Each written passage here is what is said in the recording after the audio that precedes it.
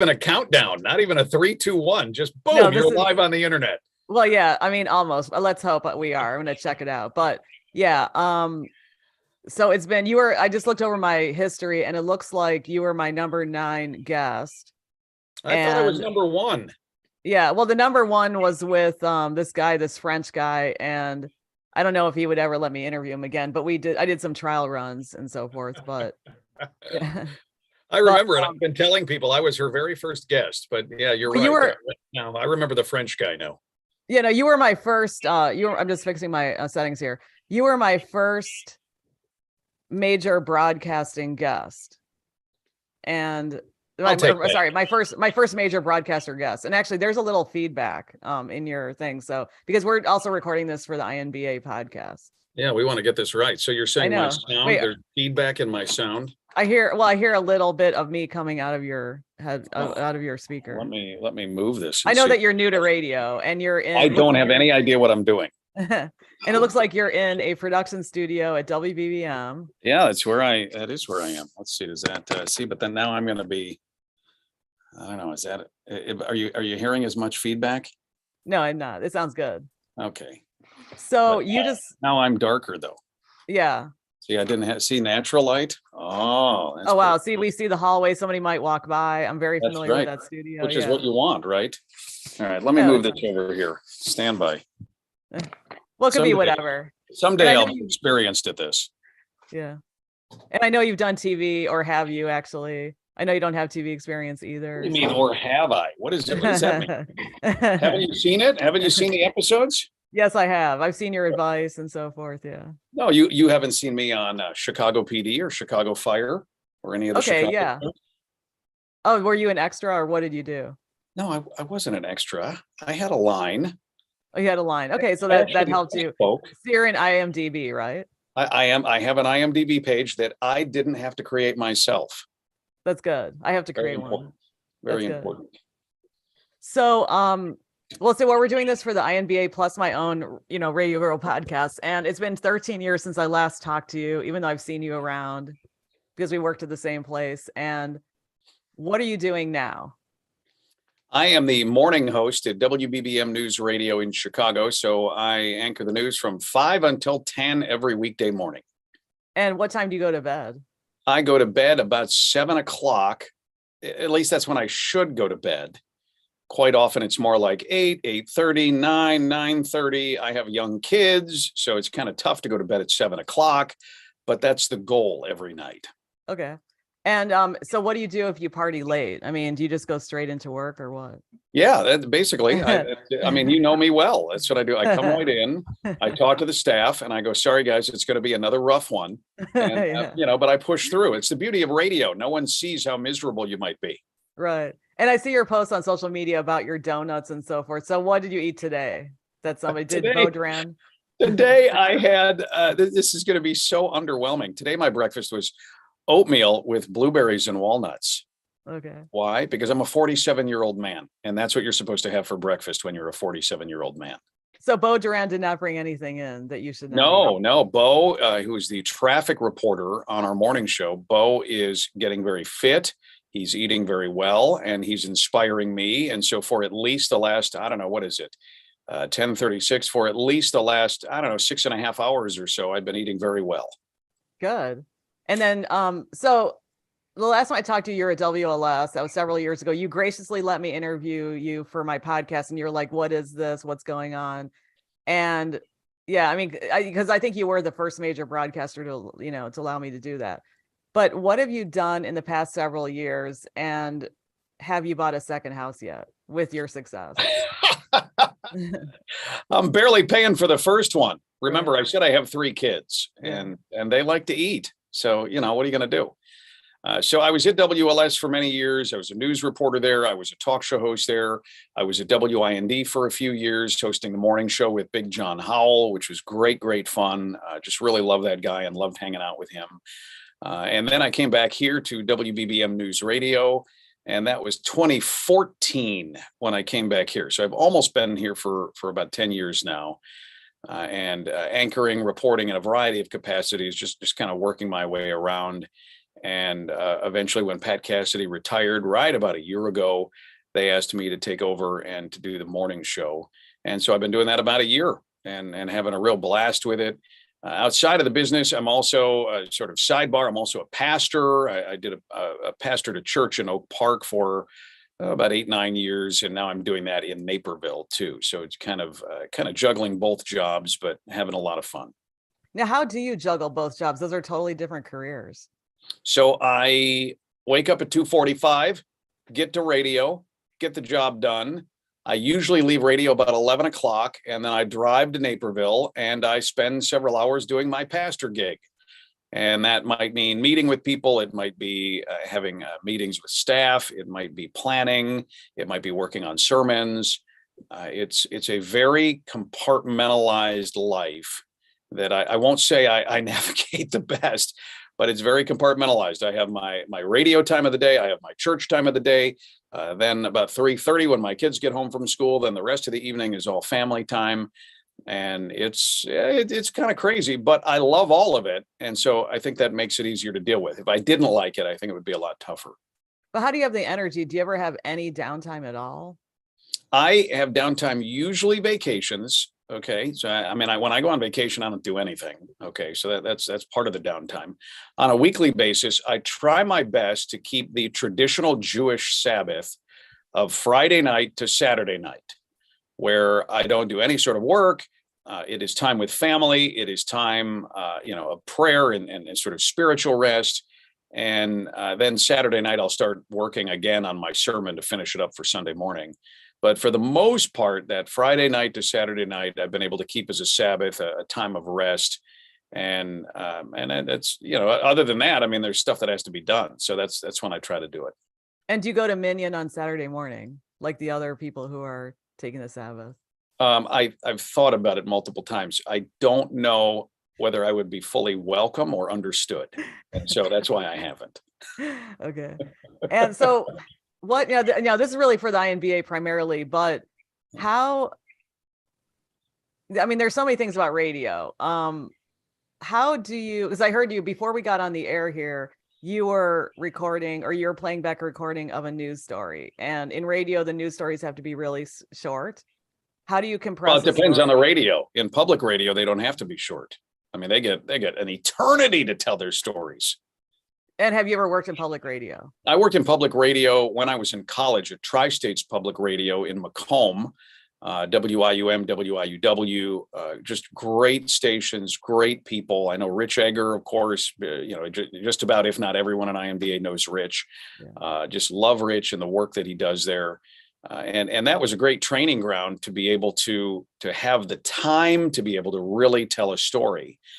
It's very different in commercial radio. Most of our stories are 40 seconds, 50 seconds, maybe a minute. And it's just very different. So instead, in commercial radio, you're telling a little piece of a story, whereas in public radio, man, I remember those days fondly where I really got the time to tell a full story every time. I miss that for sure. What do you think of the constraints of commercial radio? I wouldn't say, as a journalist, of course, you'd like more time. You'd like to you'd like to do documentaries about everything, right? Because there's these very interesting stories. However, I think that commercial radio, especially as we do it in all news, has its place. There are people who just want kind of the headlines, the bullet points. If you think about even the way most stories are written for the web, it's a lot of bullet points, a lot of top 5 lists. It's a lot of get to it. I've seen this really in the way Axios does their writing, where you really get these headline bullet points and then you can get some more information if you want it. And so I see that as what we do in commercial radio, especially all news. We're just giving you the headlines so you can have a sense of what's going on.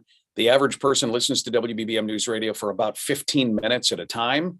They're just getting their headlines, their traffic, their weather, their sports, their business, and then they're on their way listening to other stations, listening to podcasts, listening to things that they may listen to for a half an hour or an hour. So it's different. There are pros and cons, but overall, I do believe it obviously provides a service because there's a lot of people who like it. Yeah, especially if we're stuck in traffic and we get these updates like I was yesterday. But so, Okay, so you've been a reporter and now you're an anchor. And what was your reporting experience? I started as a reporter at in college, it was WIUM and WIUW, did some news at WBYS in Canton, Illinois, as well, just outside of Peoria. And then out of an internship, after I graduated from Western Illinois University, I got a job at WMAQ here in Chicago. Total chance, total luck. I worked hard during the internship. They had an opening. It was an entry-level opening. We sort of took advantage of each other. I got my first job out of college. They got me really cheap, and it worked out for both of us. And I just started reporting. And I'd lived in Aurora. That's where I grew up. I didn't know a lot about Chicago. That was back before Google. So we had hand maps that I'm having to draw the paths to different stories and finding better routes when there's traffic and finding out about Chicago's neighborhoods and the politics and just really digging into all of that. And it was a great, great blessing to be able to train in Macomb and Canton, but then to also kind of hit the ground running in Chicago and learn the ropes here. I'm very blessed to have never had to leave Chicago. There have been some opportunities outside of the market and some that I weighed really seriously, but Chicago's home. And so I've stayed here ever since in a variety of reporting and anchor and even talk show gigs. Well, what's it like to work in a small area compared to a city? In a small area, you are able to get a personal relationship with a lot of the people that you're regularly covering, which allows you to build up trust, allows you to get information you may not be able to get otherwise. It does put you in the same sense at a disadvantage, because if you have to say bad news about whatever that person is doing, it's more difficult because there is a relationship that's on the line. There's a personal nature when you're in a smaller market, because you're talking about places that you have gone to, businesses that you frequent, parks that you hang out in, that the audience connects with in a way that in a large market, you can't necessarily do that. I try here on WBBM. I visited a lot of restaurants in the suburbs and areas of the city. And so there's various points during the show where we're talking about a particular neighborhood or a particular suburb. And I'll just mention this restaurant. Hey, little mom and pop restaurants, say hi to the people at that restaurant for me. They don't know me at all, but just a touch point to be able to show the audience that this is personal. It is tougher though, when you're dealing with, tens of thousands versus millions. It's very, very different. Yeah, one thing, I never worked for Jonathan Brandmeier, but one thing I learned from him indirectly is he said, if you're in a big market, find the small stories or even go to smaller areas to get the intimacy of those areas.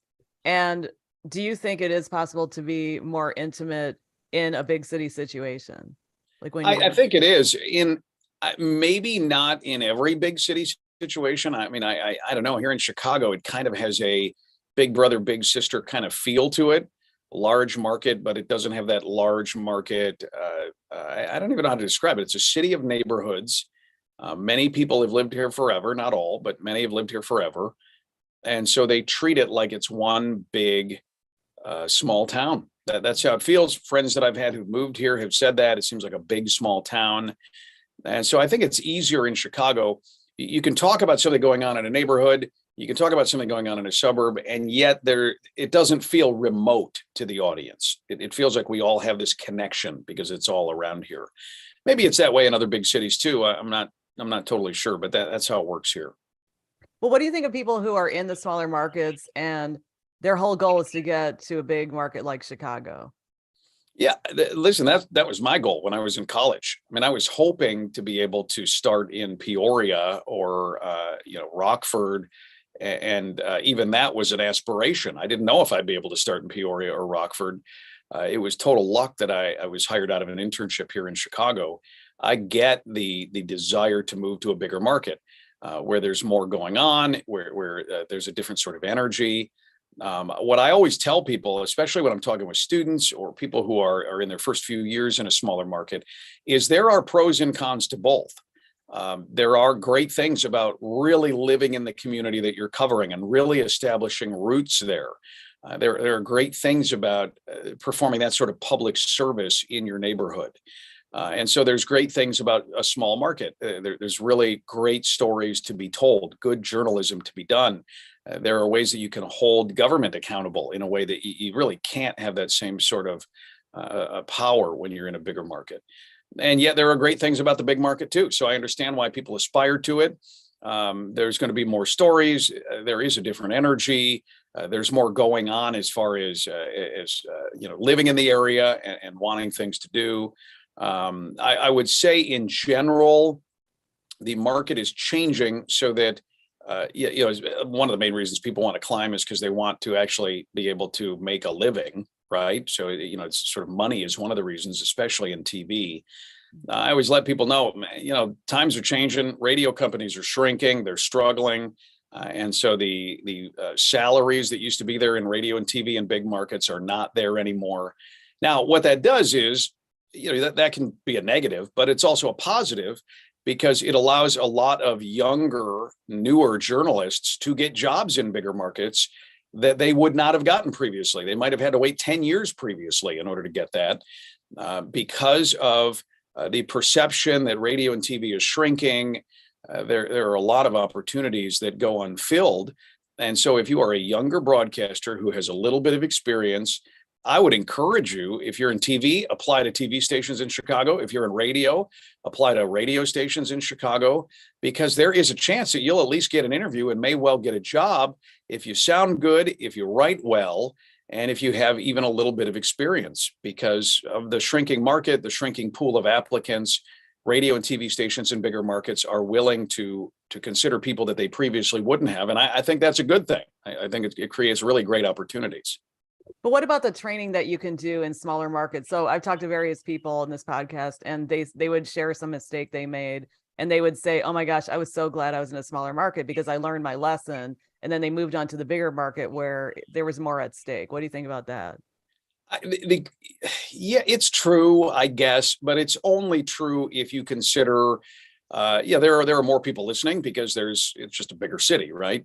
If you consider that somehow worse when you make your mistakes than when you make them in front of a smaller audience. I mean, in Canton, people would call me when I made mistakes and I was humiliated, right? My very listeners? first, oh yeah, listeners would call in and go, hey, you said this instead of that or whatever. And totally humiliated, even though it was a smaller audience. No one likes to make mistakes and no one likes to have people call them on it, right? In Chicago, I've made so many mistakes.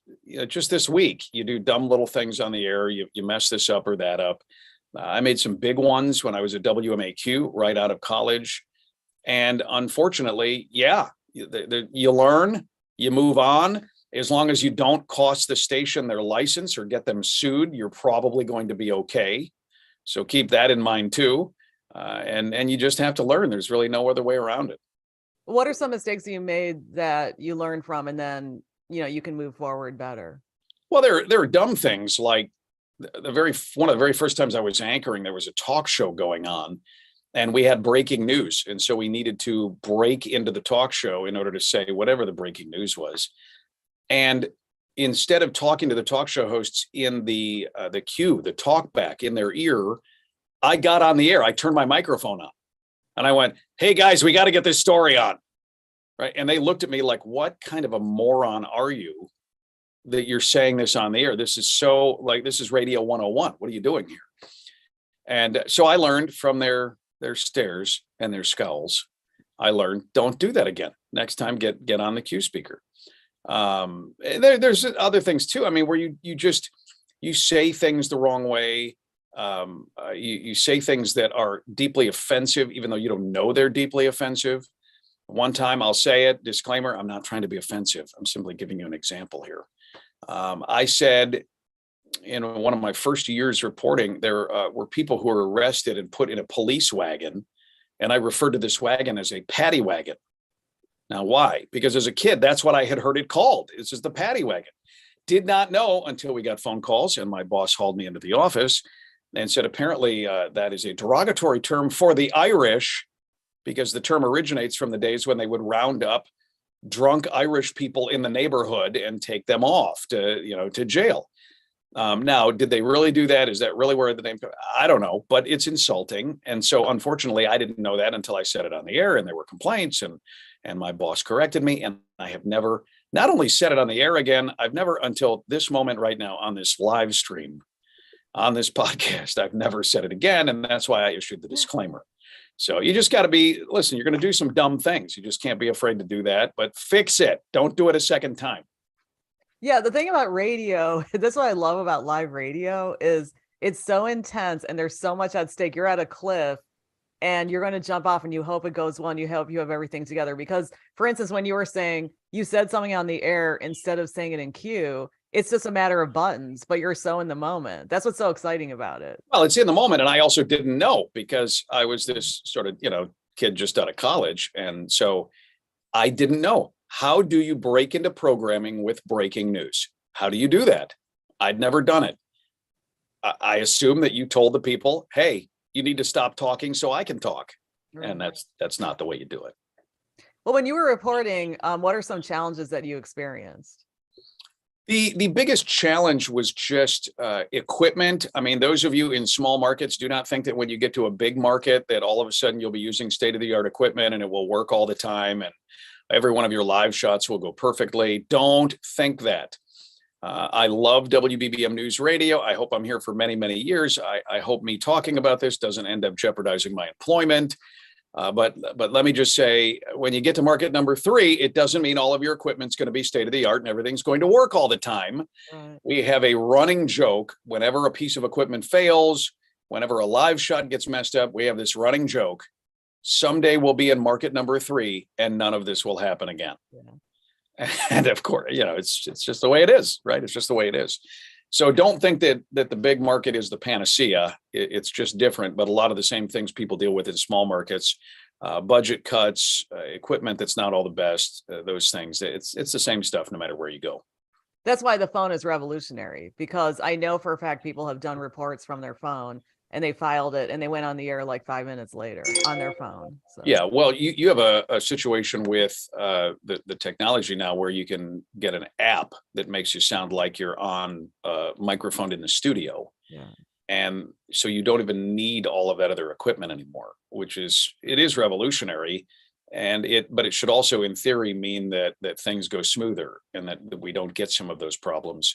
But I mean, anyone who's ever had a dropped call knows if you're using an app from your phone, one little blip on your data and you're off the air, so it's the same. One thing I noticed about a bigger market compared to a smaller market is the big breaking news is often crime here. And what do you think about that? It is often crime because there's so much of it. It is often crime because even though people complain about it and complain about coverage of it, they pay attention to it. I mean, they tune in. I think what we're trying to do here is to balance, especially in a city with a lot of crime, we're trying to balance what stories do we need to tell. You can't tell them all. Which are unique. I mean, I hate to say routine crime because that sounds awful, especially for crime victims. But which stories do you need to tell and which don't you need to tell?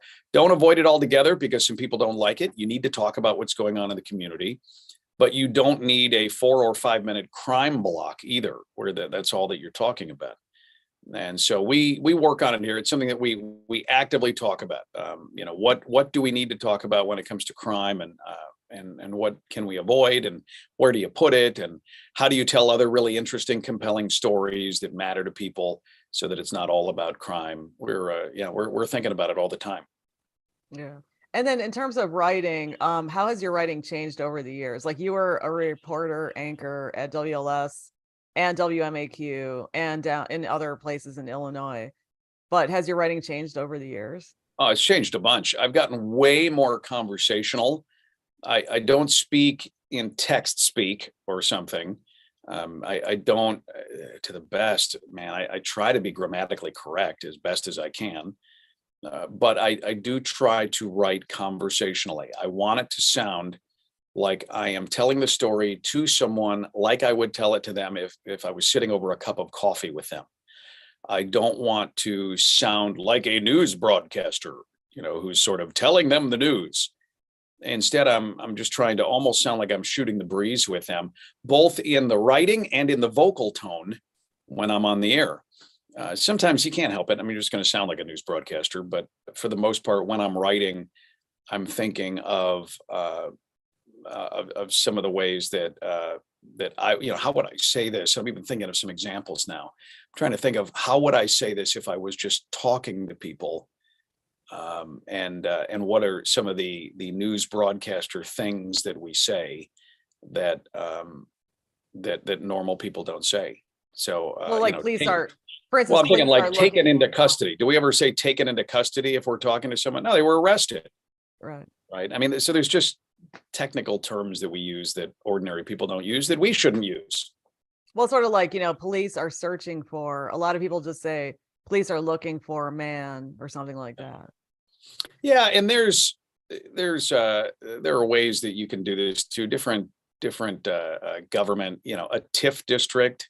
Right. Who knows what a TIF district is? Yeah. So there are other ways to talk about tax incentives. There's just ways to do it. Yeah.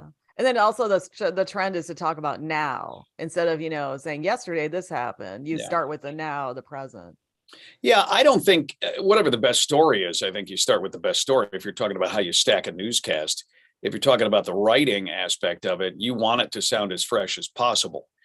So I will never say, let's see, today when we're recording this, it's Tuesday.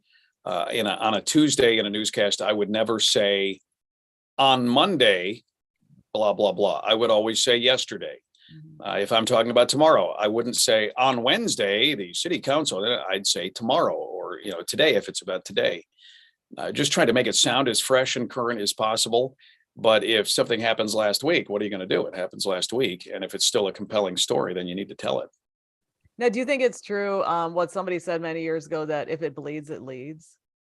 I forgot. Well, it's true in that I think that's how we see our newscasts stacked. But again, in Chicago, for example, you have carjackings practically every day. You have crime on the CTA practically every day. Yeah. You certainly have shootings every day. And so if it bleeds, it leads. Do you need to always start with a shooting? Do you need to always start with a carjacking? And again, I hate to say it this way. Is it compelling? Top of the story. At the corner of Michigan and Randolph, there was a carjacking. Most people are going to go, yeah, well, it was probably Tuesday. I mean, they're not. It's not really striking them anymore. Again, as sad as that is, and as bad as that is, it's the truth. And so, how do you stack it so that, and how do you write about it in a way that makes it still matter to people? That's the challenge that, at least in big cities, we're all facing. I'm not sure about smaller markets, but I know in big cities we're all facing that. Okay, so now you're doing news, and you also did the noon business hour before, right? Yeah, for about, I don't know, 5 or 6 years, I was the midday host. So I was there from 10 until 3 on the air. 4 of those hours was just straight news. And then at noon, it was the noon business hour. And that was just a blast because one of the things we did when I took it over was we kind of modified it a little bit. So it wasn't totally stocks and bonds and options and futures and all that stuff. But we actually did some more consumer news. What was going on, retail trends, shopping, technology, really getting into things that had a wider appeal. And so I liked that a lot. I at one point had my wife tell me that she liked listening to the show, which was a big deal because I love my wife. I'm so glad that I married her. She's the most wonderful woman in the world. But just because she's married to me does not mean she listens to me on the radio. Right. And so the fact that she was listening really meant, hey, there's something compelling to a suburban mom here. We're on the right track. And so I love that show. I mean, I'm glad I'm in the morning shift now, but it was really a great show to be a part of. Okay. Why are you glad you're in morning now? It is better for my family life, as weird as that sounds. I mentioned earlier kind of what my schedule is like. Now I get to be home and help my kids with homework. I'm always home for dinner. If there's something going on in the evenings, I can kind of adjust and maybe take a nap, and I can go to a kid's volleyball game or baseball game or something like that, some sort of a school play. So as weird as it is, because most nights I have to go to bed really early, it actually does end up being better for my family life. And because of the age where my kids are, I have a 13-year-old, an 11-year-old, and a 10-year-old. man, I can already see my time running out with these kids. And so I want to spend as much time as I can with them. As far as being in mornings, I don't know how to say it because it sounds ungrateful or whatever.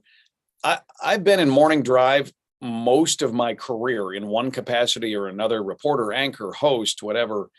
The morning thing, I've just never had that drive to be in mornings. It's never been that sort of, accomplishment or whatever. And I know that sounds ungrateful. I don't mean it that way at all, because I know it is an honor and a responsibility, and it's prime time. I get all of that. But for me, I've just always thought, man, I just want to be on the radio. And if that's at 2:00 in the morning, I don't care. I just want to be on the radio. And so the fact that I'm in mornings is great. I don't take it lightly. Again, I'm not trying to be ungrateful, but for me, it's more about what it helps with my family and less about the prestige of being in the mornings. Well, it's sort of like people who become best-selling authors, or they have a hit script or something, and they're like, I don't know, I was really doing this other thing and it just happened. Or people become successful actors right away. Mm-hmm. Or they say, I was just writing for me, and then this thing took off. I was kind of inspired to write, and now this thing took off. And it happens. It happens for me. I've just loved the radio since I was a kid. I've just wanted to be on the radio. And the fact that I've been able to be on the radio for almost 25 years now in Chicago is just, I'm the most blessed guy in the world. I just can't believe it. And so, like I said, regardless of where I am or what I'm doing or what time slot or anything, I'm just totally blessed to be on the radio and thrilled. So you love it even now after 25 years. I do. I love it. I feel like I'm just starting to get the hang of it. Okay. What do you love? A lot of people don't. All of these years. Well, so many things are so video driven now, especially with digital. What do you love about being on the radio? There is a way that you are personal with people when you're doing radio that you just can't be when you're doing video, or at least not in the same way. We are in people's cars, bedrooms, showers. We are with them when they're doing other things around the house. We can speak in a way that's very personal. We can talk about you. We can talk about your day. We can talk about glad that you're here along with us. And it's just a very personal medium. When I meet people out in Chicagoland who listen to the show, there is almost always this sense of like, hey, you're a friend. You're a part of my life. You really are. Which at first, when you're first getting that, it's weird because you go, I'm just in this room talking. Like, well, what do you mean? But you realize when you realize how you consume radio, that it is totally different, because you're in all of these different places and it feels like the person on the radio is your companion. And so that, I just don't think you can do that with TV. I don't think you can do it with video. I don't think you can do it with podcasts, because there's not the immediacy of I'm talking to you right now where you are. I'm speaking to you right now. And so I think it's unique for radio. You can't replicate it in the other media options. But the thing is, a lot of people, what they do is they'll turn on the TV. If they, people didn't cut the cord, they'll turn on the TV and they'll use that as radio. What do you think especially that's why the morning TV programs have taken off and become really successful, because in our hearts, we still want video. We're still attracted to video. And so what a lot of people are doing is they turn on a morning show and they're getting ready and they're doing this, getting dressed, making breakfast, all that. And then when they hear a story that's interesting to them, they can turn to the TV and they can see the video of it. And so radio can't compete with that. And so what that's doing is it is making us really sort of being divided into two ways of using radio. One is in the car and people listening to something immediate while they're in the car. The other thing, when you can't really be watching a morning show when you're in the car. And so that helps a commercial news station like us. The other thing is for public radio, the reason it's a boon for public radio is because people will use longer form programming as background noise that they're kind of listening to and tuning in and out of, and they'll keep it on for a long, long time. A lot of public radio programming is very similar to podcasts in that there are these really rich stories that are being told and really rolled out over a long time. And so public radio in some respects is the first podcasting, just based on the programming. And so people are, I think, listening to more of the commercial radio in their car and then more of the public radio at home. And I think that's going to continue even with smart speakers and everything else. Yeah, one thing about, I just have to give a shout out to David Rowe. I wasn't friends with the guy, I didn't really know him, but when I was driving really, really late at night for several years, I turned him on and it was like a personal companion because I was like on the Stevenson late at night going to the northern suburbs or something. And his voice was so incredible and his delivery was so personal. But I was going to say that when you say that you love radio, okay, so you're talking about the delivery method and you're talking about how people receive it, but what do you personally love about doing it? Because you said you were interested in it since you were a kid. Well, when I was a kid, I mean, I thought I was going to be a lawyer, right? And then years later, I looked at my grades and I realized I was not going to be a lawyer. Like that is just not going to happen. And I was at school. I went to Aurora Christian High School, and a guy came to speak at a chapel at our school, and he was the broadcaster for the Kane County Cougars. And I love, which is a minor league baseball team. And I loved the Cubs. I loved Harry Carey. And I went, hey, that guy does what Harry Carey does. I'm going to go talk to this guy. And I walked up to him, and the first thing out of his mouth was, you have an amazing voice. And I was 14 or 15, I think maybe 15. And at 15, no one thinks they have a good voice. You're Screech or Peter Brady or something, right? Like no one has a good voice. And so that guy brought me out to the ballpark, let me see him do broadcasting. He brought me into the radio station at Moody Bible Institute, where he was a part-time host, and he let me watch his show and kind of serve as an intern for the day.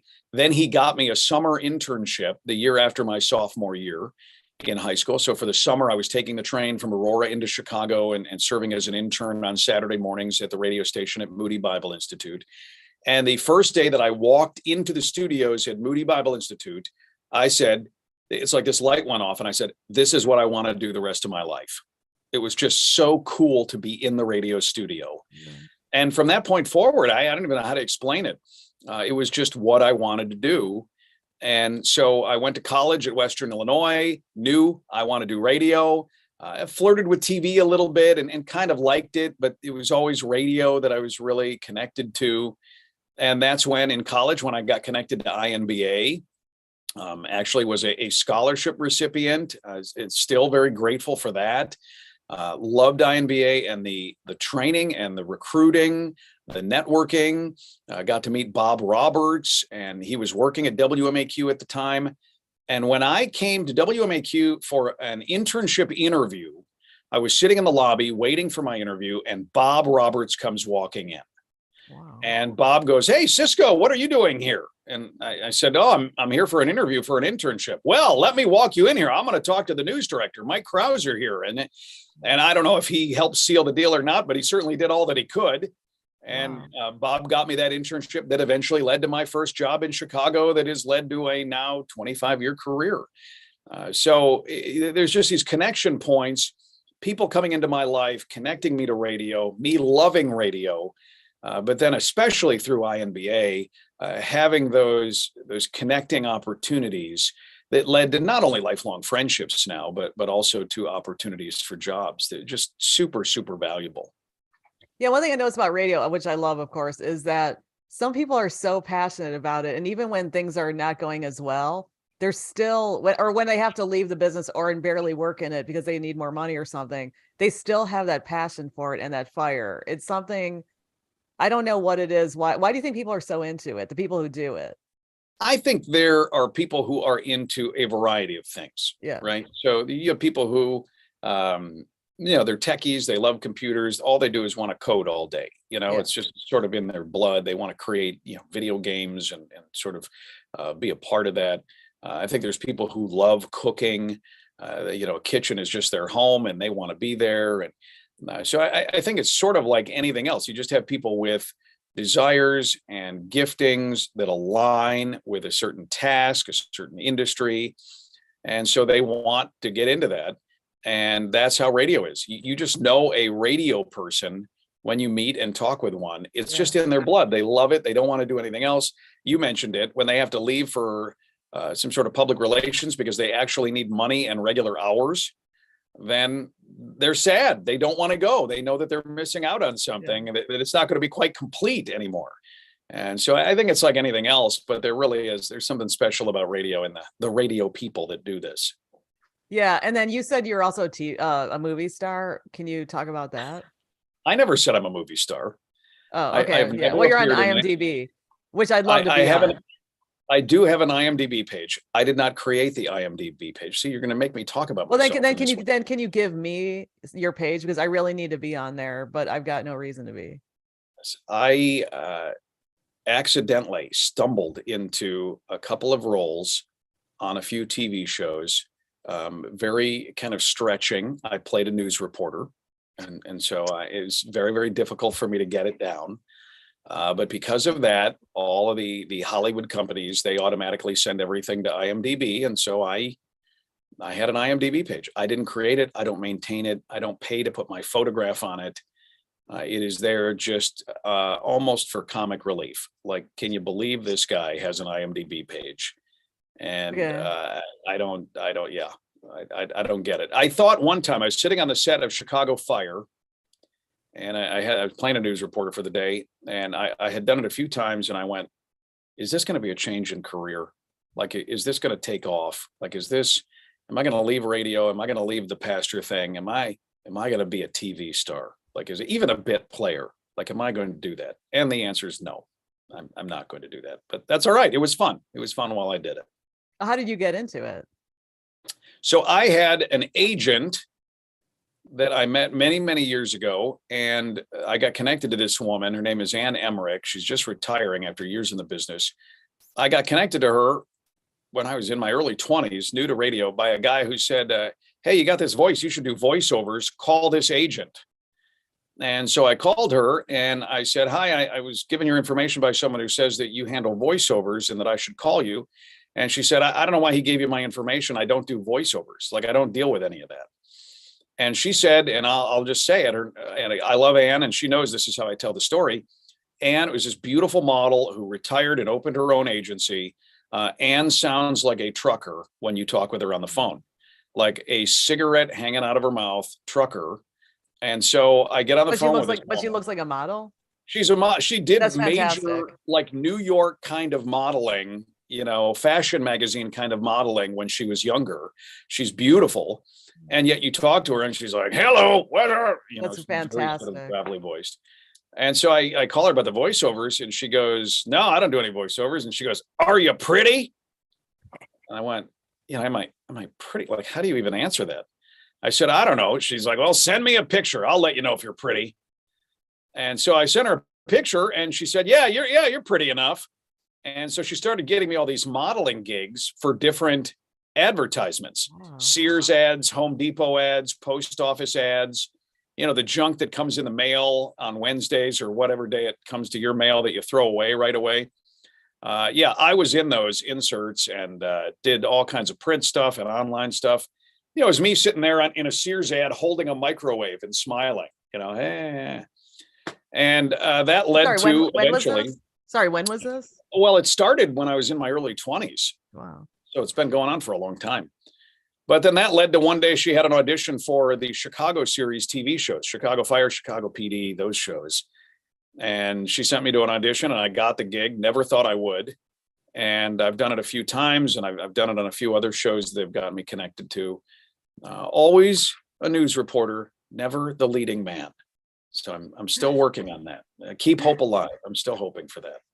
Well, legendary reporter John Drummond, who I was lucky enough to interview, he is huge because he's in the opening of that movie. My gosh, now I'm flaking. The Fugitive. The Fugitive's right. Yes. So it's like one of the best scenes ever. Bulldog's so great. Yeah, I know, so really, great. Really, I'm glad you talked to him. Yeah. So with your big career, okay, I can't keep up with your career or your life because I don't even know how you do everything. And plus you have a family and kids, and you have a social life because you're always saying, oh, I'm meeting with my friend. I'm going here. I'm going there. But your core interest is radio. So when you were starting out and, you wanted to just do radio, did you think you'd be doing all these other things? No, I think that all of that stuff came along because I just get bored easily. I need a lot. Some people, I don't know if I'm ADD or not, but I just get bored easily. And so I kind of always have a little something else going, some kind of a side hustle. I've done some adjunct teaching at Moody Bible Institute. Went back to grad school and, done this TV thing and just, it's just little, I don't know. It's just always a way to kind of have something going on that's sort of interesting and occupying some time and attention and stretching me a little bit. And so it's not a plan or anything. So radio's not interesting enough because for some people radio's enough for them, or TV or whatever. How do I answer that without getting myself in trouble? Is radio enough for me?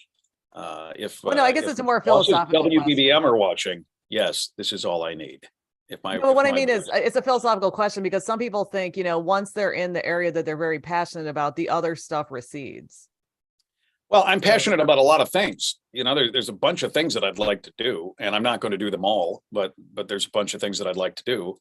And it's more about interesting experiences and challenges and personal growth. And that's what it's about. I mean, the adjunct teaching thing, the last thing that I needed to take on was an adjunct professor, gig, but I just wanted to try it out and see. And I loved it. And I loved the students, and it was great fun. So it's less, I think most people have one job and that sort of satisfies them. Most people can get by with just doing one thing and not being super bored. For me, I love radio. I love what I do. I feel like I'm really in a zone, in a sweet spot. But there's just all these little things. Oh, hey, I might want to try that. Why don't I give that a shot? And I don't know if it's a bucket list thing or whatever, but easily bored is probably on one of my report cards somewhere from being a kid. If I could drag it out somewhere. What did you teach at Moody, or what do you teach at Moody? I teach preaching and discipleship. So preaching, obviously delivering sermons. I teach entry-level students how to do that. And then discipleship is how you help people grow in their faith.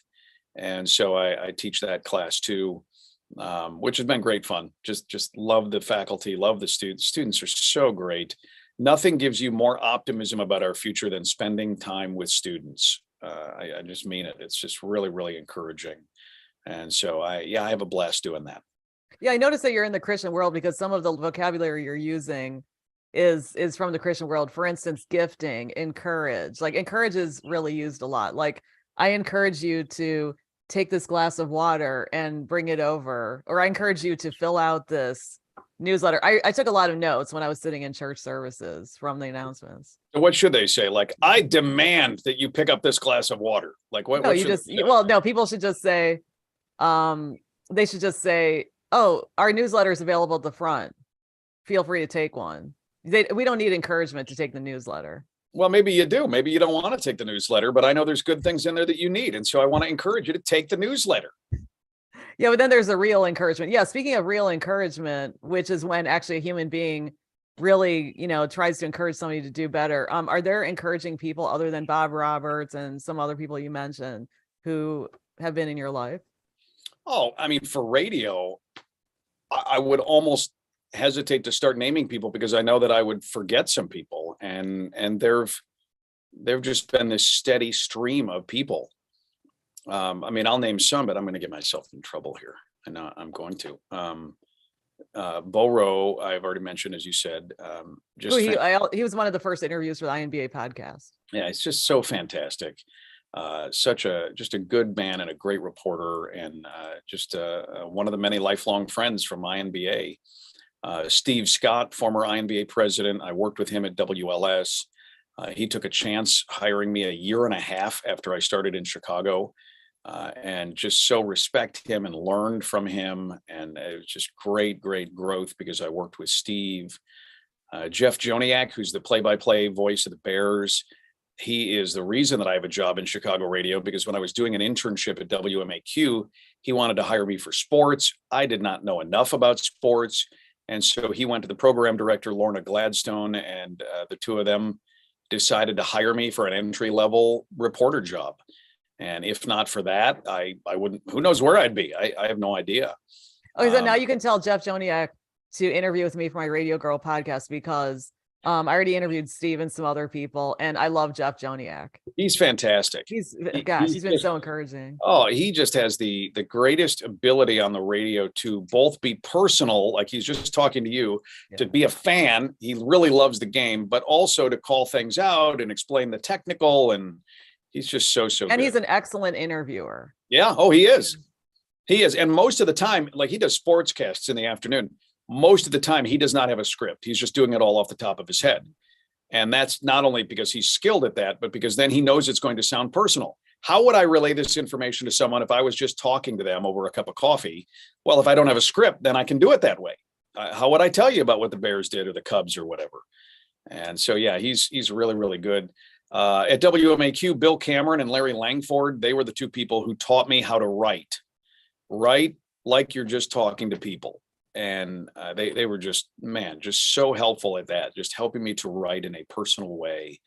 There's lots of people that have been great. You know, Julie Mann and Ron Gleason here at WBBM have helped me a lot. Again, I'm forgetting people, and they're going to go. Is Ron still there? Ron is here for another 12 days. And does he approve of this message? When's this podcast going to be posted? This month, within a few days. Yeah, Ron may be gone by that time. Okay. On his way out, retiring after 40 years in the market. I think he deserves a break. But he approves of you live streaming from work. Who cares? He's on his way out. Yeah. What is he going to do? Fire me as his last act at WBBM? Right. He might like to, actually. He's going to do a bunch of presidential pardons on his way out. We'll see. He's going to do some people some favors. And then also, now, what is it like doing reporting and anchoring as opposed to doing talk radio? It is, again, it's all there's pros and cons to everything. Talk radio is fun because you let your personality out. You get to be informative. You get to really work on being interesting and funny and coming up with angles on stories. It's not just about opinion in talk radio. You are an actor putting on a performance, and that doesn't mean that you don't agree with what you're saying. It just means that the way in which it is done has to be creative and compelling. And so there's more of a performance aspect to talk radio, and I really love that. And there's days that I miss that. News radio, being an anchor now, which I'm pretty much exclusively an anchor, there is less pressure because when I am not at the radio station, I don't have to think about this job. In talk radio, I had to think about it. If I'm awake, I'm thinking about who am I going to talk to? What am I going to say? What's my angle on the story? What's going to be really compelling? Is there anything else out there? And so you are constantly on a treadmill when you're in talk radio. But here at news radio, you focus 100% while you're at the job, but then you actually get to take a breather when you go home. And so that's probably the biggest difference between the two. But, also the thing about working in news broadcasting and so forth is that you do still have to be aware of the news. Yeah. Oh, you do. And so you're checking in. Yeah, you're checking in on what's going on. But it's not the same as saying, when I was in talk radio, man, I have 4 hours to fill tomorrow. And every segment has to be really good. People have to really love this. I mean, that's sort of anxiety, nonstop. I mean, I'm glad I don't have to deal with that anymore. But, how do you deal with opinions? Like when you were a reporter before and an anchor, and when you're an anchor now and reporter, whatever you're doing, how did you deal with, you want to put in an opinion or you're tempted to? You just don't do it. That was one of the fears that WBBM had in hiring me because I'd been a talk radio host for so long. And they thought, oh, is this guy going to be biased? What is that going to be like? And I just told them, and it's been the truth. And I've had, I don't know how many meetings over the last almost 10 years where they know the format is the format. In talk radio, you can be opinionated. In news radio, you must be down the line as much as possible. And I take it as a credit, as a point of pride, that we've had listeners call WBBM to complain, saying I'm super liberal, super conservative.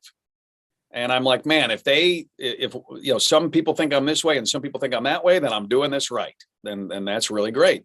I just feel like it is absolutely imperative that news not become opinion, that angles on news do not become opinion driven, that we don't begin acting as though one side is clearly in the right, unless if you're talking about someone blowing up a building, okay, all right. But in general, especially with these hot button issues, we just really have to do our best to stay down the middle as much as possible. And I'll give you an example. There's been a debate here at WBBM. And one of the things I love about WBBM is the bosses are willing to have these debates, that the bosses want us to be as down the middle as we possibly can. And that they really care about that they don't want us to be biased. One of the recent ones that's big throughout Illinois is the gun bill that was signed into law by Governor Pritzker that's tied up in the courts right now. It has been widely called a ban on assault weapons or a ban on the sale of assault weapons. The problem that we have is we've been engaged in debate about it here at WBBM is if you advocate gun control, you refer to these guns as assault weapons. If you manufacture them, if you own one of them, if you're a Second Amendment supporter, you do not call them assault weapons. And so when we in the media just sort of knee jerk say assault weapons ban on the sale of assault weapons, whether we realize it or not, we are taking a side in a debate that is a big hot button debate that the public is split on. And so how do we instead say it in a way that doesn't seem like we're taking a side in it? Even though I don't necessarily think people on the radio or TV or whatever are all taking a side on it. I think they believe they're just explaining what it is. But this is one of those things that we just have to sit down and go, okay, so how do we relay the facts about what's going on? In this case, this ban on the sale of some guns and other things. How do we do this in a way that makes each side feel like we're being fair? And so we've just been talking about it at WBBM. Okay, so how do we do this? And do we need to change anything or do we not?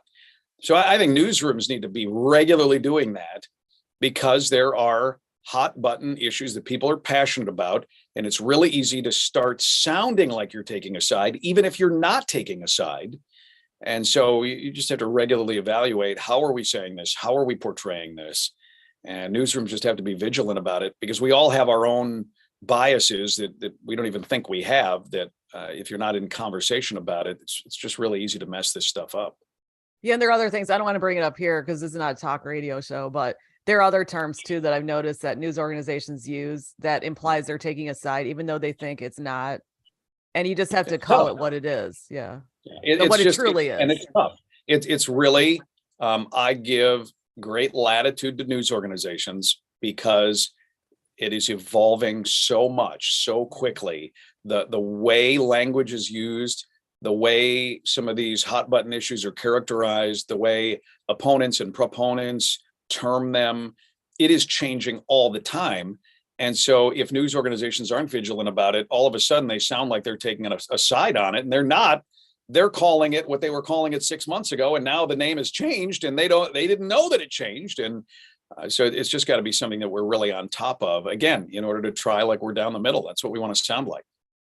Yeah, because there's some people who have a certain kind of agenda and they start putting out terms and then it becomes part of the culture. And the news organizations are picking it up not because they're dumb, but because they don't realize it's been baked into the culture when it was actually a kind of campaign to get it into the culture. And I don't want to get into specific, I have specific opinions about it, but yeah. And also shout out to you have opinions? Yes, but that I tell people privately. But and shout out to KNX, KNX in LA, which is a sister station to WBBM. They do a great job of being down the middle because I've talked to people who really don't like the media and they're like, whoa, I listen and actually this is good. So just the facts.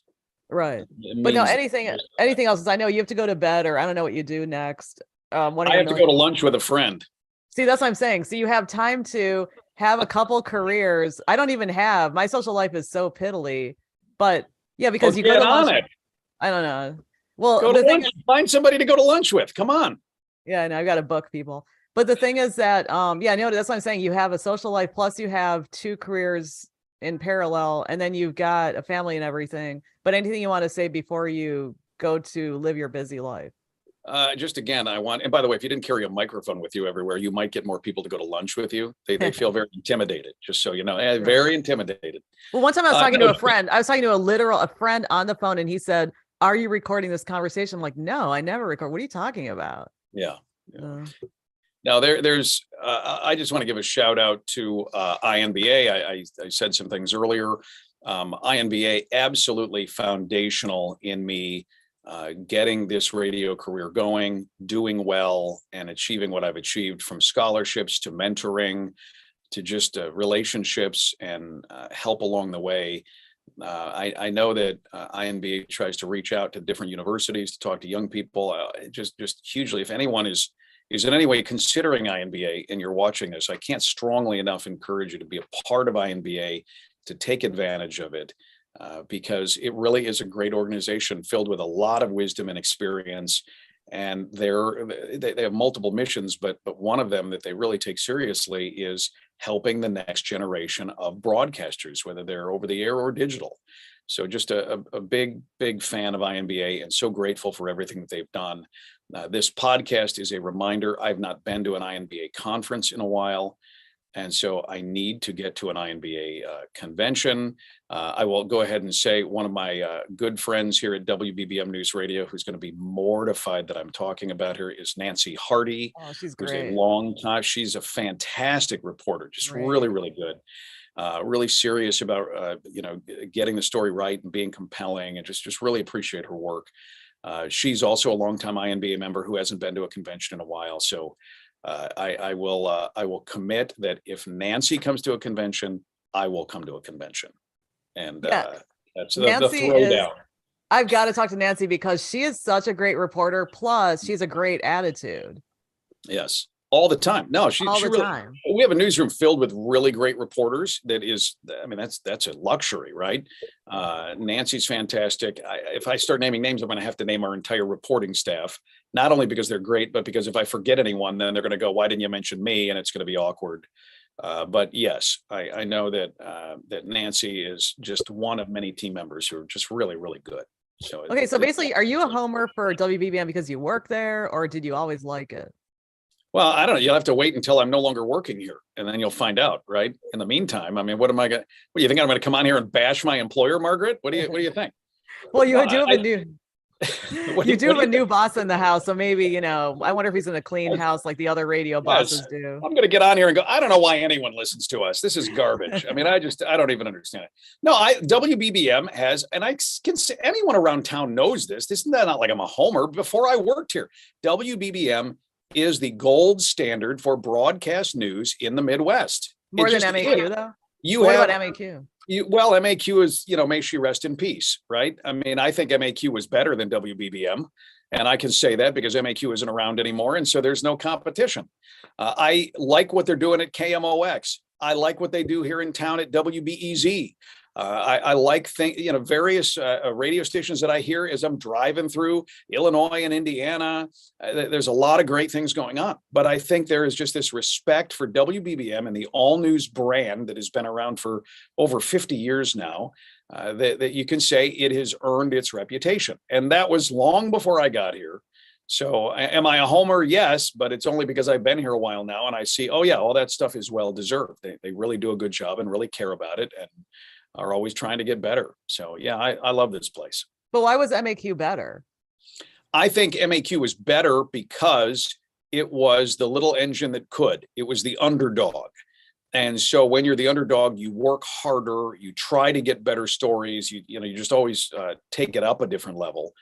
And I think there's something to when you're dominating for a long time, which WBBM has, it's easy to start taking that for granted. It's easy to sort of turn into a utility where you don't have that same fight.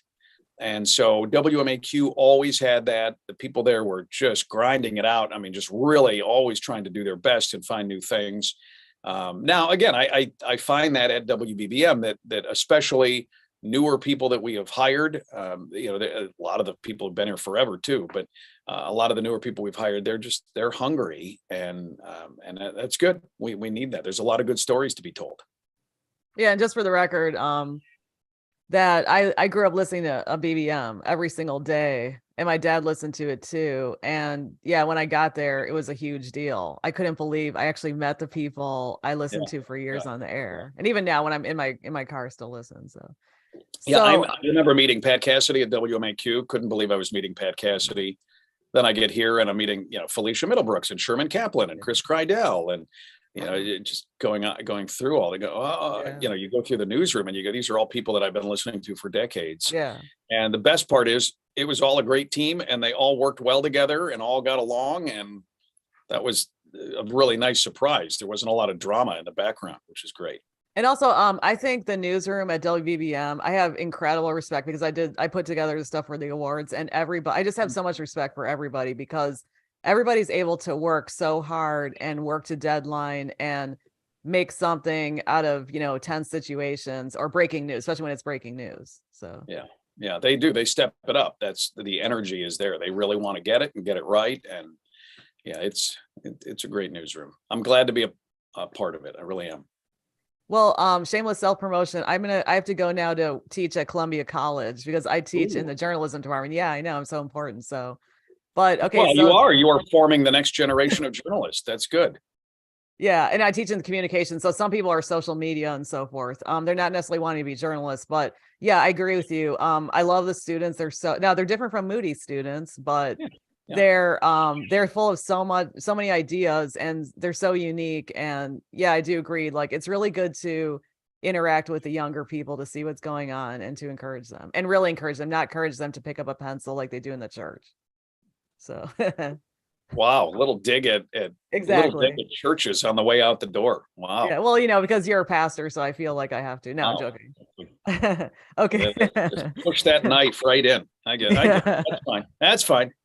Well, this is controversy now. Okay, well, have fun. You're doing talk radio now, Margaret. I know.